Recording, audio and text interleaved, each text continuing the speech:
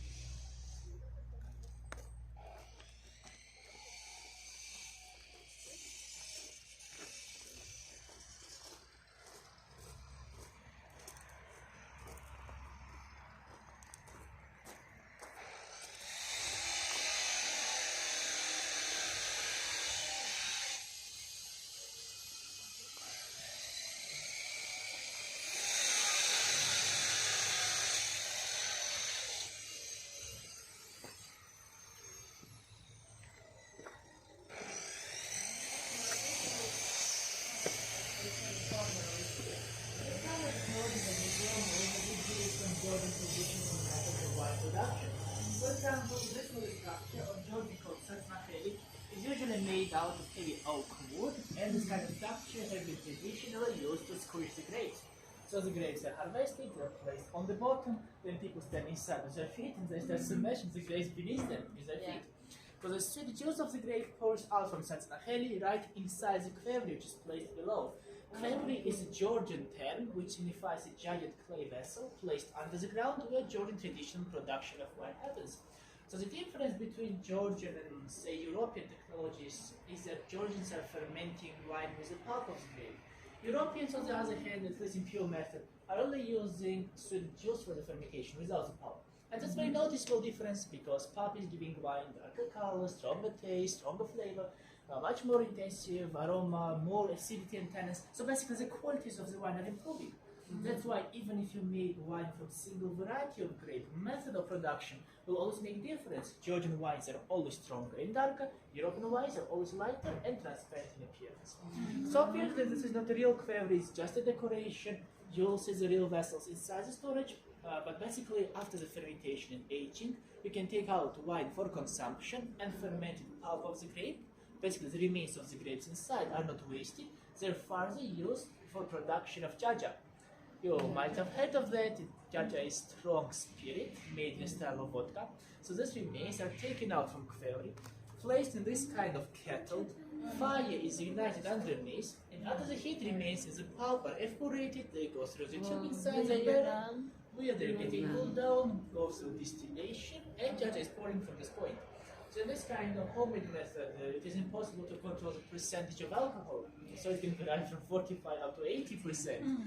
But yeah, that's a little too much for regular people to consume. That's why jajas, for example, made in shops are always sold in shops are always made inside the factory cells, where you can control the percentage. So usually it doesn't exceed 45%, but it can be more. I see. Also, take a look at these dry plants on the top shelf. Not the pepper, pepper is just a decoration. These branches belong to wild cherry, which is growing in the mountains. So when the branches are dried out on the sunlight, they receive antiseptic properties. And these kind of branches have been traditionally used to clean query from inside as natural antiseptic. Ah, okay, that's not something. Okay. Let's continue this one. Panglinis. Lamig nga eh. Malamig.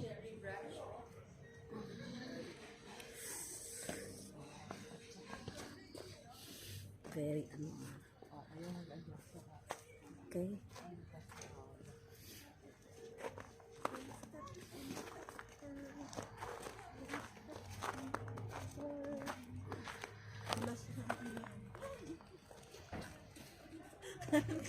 Sabihin mo na ang TikTok na.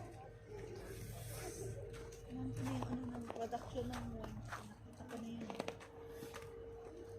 So as I said, Georgia production of wine happens inside big clay pots placed under the ground. So when we get inside the cellars, you will not see the shape. So if you wonder how query looks like, you can pay attention at this example. The corner, for example, the shape is pretty similar, but ones used for production are usually 3 or 4 times bigger than that one.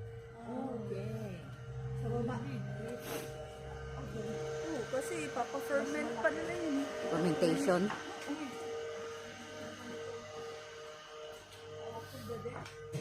Oh.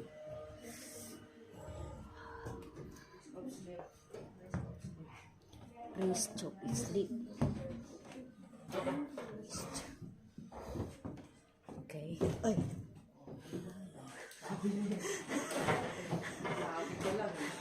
So company established its own small working museum. Despite this, all of the exhibits which you see are originals that have been found on the lands owned by the company.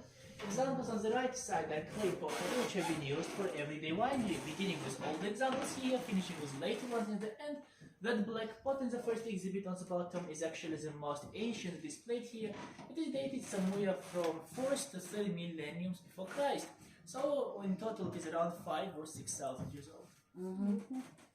So, these are all originals. Yes, all of them are originals.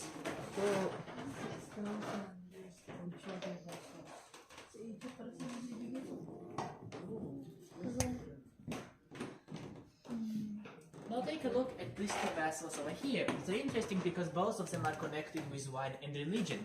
The first cup is from pre-Christian pagan cultures of Georgia. It is dated somewhere to 2nd millennium before Christ. Originally made out of silver, it is a depiction of cultic ritual on the surface. As you see, 22 men in wolf masks, they're holding vessels supposedly full of wine and making some sort of sacrifice to a god or deity.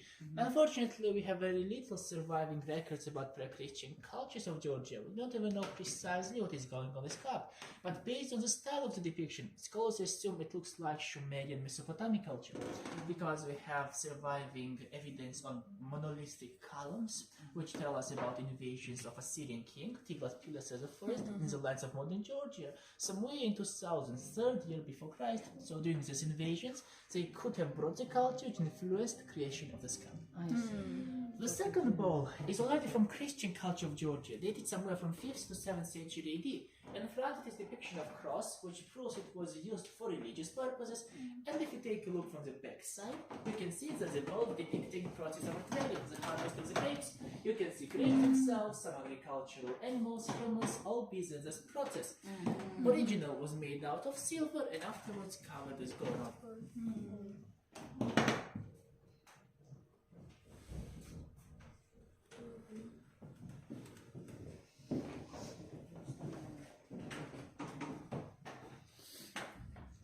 Now take a look at this plant. The vine itself is not ancient, it is modern, used for demonstration. Archaeological discovery is silver material which is wrapped around the branches. The silver as a material has antiseptic properties, and in case if the branch was damaged or caught any disease, you could have wrapped it around with silver just like a bandage to prevent disease from spreading on the entire plant. So obviously it is a working method, it was used traditionally and it is also very ancient. The silver plate in front of you date to 4th millennium before Christ, so this method is at least 6,000 years old. And it wasn't only used in Georgia, it was in fact quite widespread in all of Asian civilizations. For example, Sumerians, Babylonians, Assyrians were making surgeries of the skull of the person, used to cover it with silver plates for the same reason, to prevent disease from spreading in the human body. Yung tree, hindi yan for real.